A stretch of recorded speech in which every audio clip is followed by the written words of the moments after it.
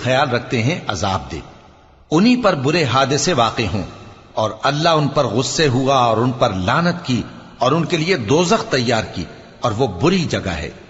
और आसमानों और जमीन के लश्कर अल्लाह ही के हैं और अल्लाह गालिब है, हिकमत वाला है।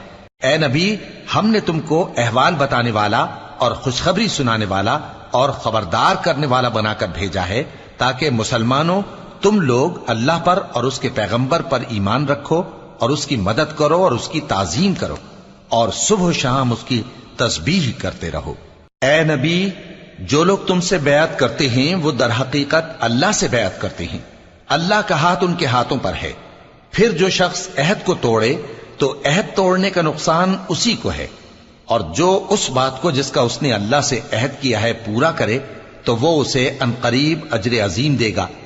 ए नबी, जो गंवार पीछे रह गए वो तुमसे कहेंगे कि हमको